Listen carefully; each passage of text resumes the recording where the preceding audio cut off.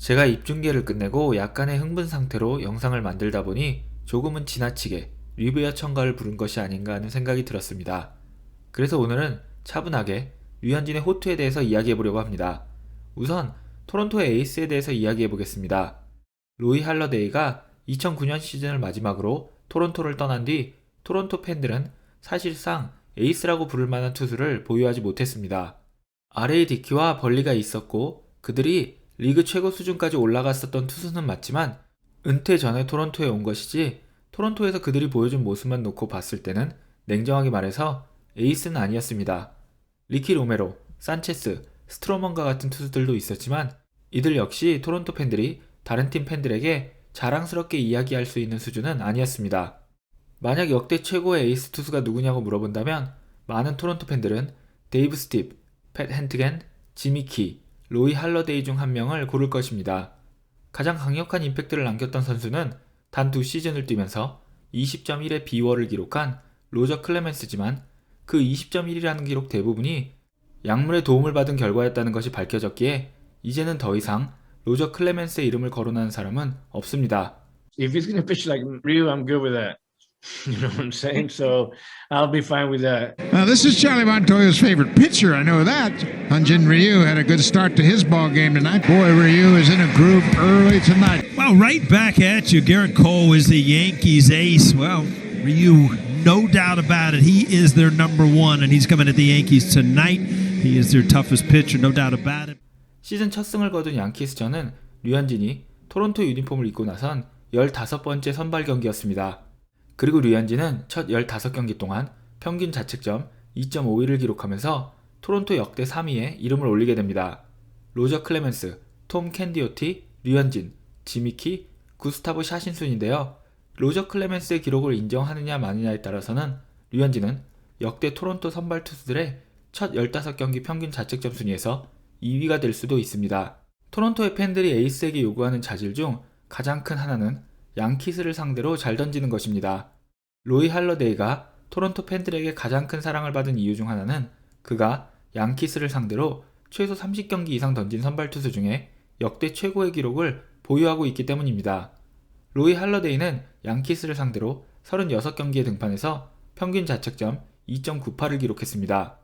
양키스를 상대로 30경기 이상 등판해서 평균 자책점을 3.2하로 유지한 투수는 로이 할러데이가 유일합니다. 류현진은 현재까지 토론토 투수로서 양키스전에 4번 등판했습니다. 사실 그가 토론토와 계약하는 시점에서는 많은 이들이 다저스 시절 양키스에게 약했던 류현진이 아메리칸 리그 동부지구로 가게 된다면 양키스를 더 많이 만나게 되는 것에 대해서 걱정했었습니다. 하지만 진화하는 괴물인 류현진은 아메리칸 리그 동부로 오면서 그에 맞춰서 변화하였고 현재까지 토론토의 에이스로서 류현진의 양키스전 4경기 평균 자책점은 2.62입니다. 물론 로이 할러데이의 36경기에 비해서는 터무니없이 작은 샘플이고 다저스 시절 양키스 상대 전적을 포함하지 않은 것이지만 분명한 것은 많은 이들의 우려처럼 양키스를 상대로 고전하고 있지는 않다는 것입니다. 어제 양키스의 팬들은 경기를 보면서 류현진에게 속수무책인 양키스를 보면서 답답해했습니다.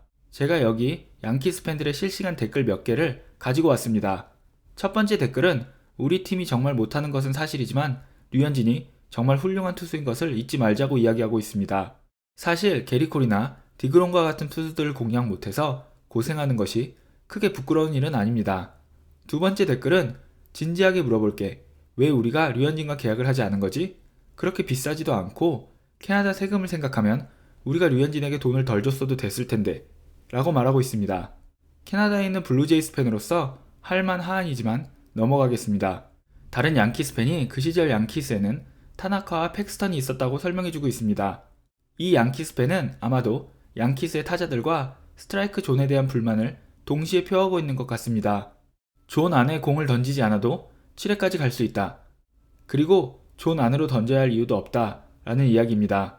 제 생각에 이 댓글은 류현진에게 완벽하게 공략당한 양키스 선수들에 대한 비판이자 이 경기에서 양키스 팬들이 주심의 스트라이크 존에 대해서 큰 불만을 표시했었는데 거기에 대한 연장선상이라고도 생각되어집니다. 다른 팬은 여기에 대해서 답합니다. 류현진은 보통 코너로 공을 잘 제구한다라고 이야기하고 있습니다. 토론토 블루제이스 해설 벅 마르티네스는 종종 이를 두고 he paints corners 라고 표현합니다. 해석하면 그가 코너를 색칠한다 정도가 되는데 아마도 류현진의 제구가 일정하기 때문에 경기가 끝나고 스탯캐스트를 보면 마치 색칠을 한 것처럼 보이기 때문에 이렇게 표현한다고 생각합니다. 이 팬은 류현진의 엘리트 투수인 것은 사실이지만 양키스 타자들이 정말 공을 못 치고 있다고 말하고 있고 다음 댓글은 현재 페이스라면 류현진은 8회까지 던지게 될 것이라고 적었습니다. 양키스 팬들은 이날 심판의 스트라이크 존에 대해서 많은 불만을 표시했는데 스트라이크 존을 잘 활용하는 것은 에이스의 조건 중 하나입니다. 그리고 일반적으로 홈팀의 투수나 리그의 탑티어 투수들이 상대적으로 스트라이크 판정에 대해서 조금 유리하다는 인식이 퍼져 있는 것은 사실입니다. 제가 여러분을 위해서 재미있는 자료를 준비했습니다. 왼쪽은 류현진 경기의 실질적 스트라이크 존이고 오른쪽은 전날 게리 콜이 등판한 경기의 실질적 스트라이크 존입니다.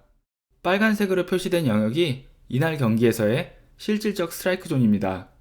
그리고 게리 콜이 등판한 경기에서 뉴욕 양키스가 원정팀이었음에도 불구하고 스트라이크 판정으로 0.61점의 이득을 보았고 류현진이 등판한 경기에서는 토론토가 상대적으로 0.52점의 이득을 보았다고 분석되어져 있습니다. 물론 이 자료는 절대적인 가치도 아니고 참고 자료로 보는 것이 맞지만 이 자료에 따르면 리그의 에이스라는 게리 콜에 비해서 류현진은 스트라이크 존에 대한 이득을 덜 본 셈입니다. 토론토 팬들은 류현진과 게리 콜의 이적 후 첫 15경기 기록을 비교하기 시작했는데요. 게리 콜은 91과 3분의 1이닝에 2.56의 평균 자책점 그리고 3.35의 핍을 기록하고 있고 여기에 비해서 류현진은 86이닝 동안 2.51의 평균 자책점과 2.97의 핍을 기록하고 있습니다. 류현진이 던진 이닝이 더 적고 여기에 스트라이크 아웃이라는 팩터를 넣는다면 게리 콜의 활약이 더 대단하다고 이야기할 수도 있지만 기본적으로 게리 콜의 연봉이 류현진의 2배 가까이 된다는 것을 생각해보면 연봉 대비 활약이라는 효율성에서는 류현진이 더 앞서 있다고 이야기할 수 있습니다. 여기에 한 팬은 게리 콜이 히가시오카와 함께할 때와 산체스와 함께할 때가 다른 것을 지적하면서 히가시오카와 함께한 게리 콜의 대단함을 어필하고 있습니다. 게리 콜은 산체스와 함께한 9경기에서 평균 자책점 3.86을 기록했고 히가시오카가 포수로 나온 6경기에서는 평균 자책점 0.90을 기록했습니다. 이번 시즌 양키스의 감독인 에런부는 아직 공개적으로 류현진에 대한 평가를 내린 적은 없지만 개막전 로스터를 살펴보면 에런분이 류현진에 대해서 어떻게 생각하는지를 알 수 있다고 생각합니다. 포수가 누군지에 따라서 게리 콜이 전혀 다른 투수가 된다는 것을 모두가 다 아는 상황에서 에런분은 개막전 선발 포수로 산체스를 선택했습니다. 산체스는 류현진에게 강한 타자입니다. 즉 에런분 감독은 게리 콜이 평범한 투수가 되더라도 류현진을 상대로 점수를 낼 수 있는 라인업을 써야 한다고 생각한 것입니다. 결과적으로는 경기는 졌지만 게리 콜의 실점을 줄이는 것보다 류현진에게 점수를 뽑아내는 것이 더 중요하다고 생각한 에런분의 노림수는 성공했습니다. 마지막으로 많은 분들께 놀라운 자료를 하나 보여드리려고 합니다. 저는 이번 시즌 토론토의 수비가 많이 좋아졌다는 이야기를 했었습니다.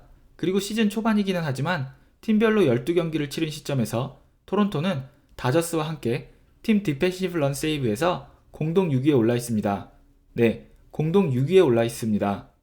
앞으로 150경기가 더 남아있지만 지난 몇 시즌 동안 리그 최악의 수비를 보여주었던 토론토의 수비진이라는 것을 생각해보면 현 시점에서 6위에 올라 있다는 것은 굉장히 의미 있는 수치라고 생각합니다. 저는 1루수가 0인 것에도 유격수가 1인 것에도 놀라지 않았지만 좌익수의 DRS가 0인 것을 보고는 정말 많이 놀랐습니다. 오늘 준비한 이야기는 여기까지입니다. 여러분 모두 좋은 하루 보내세요.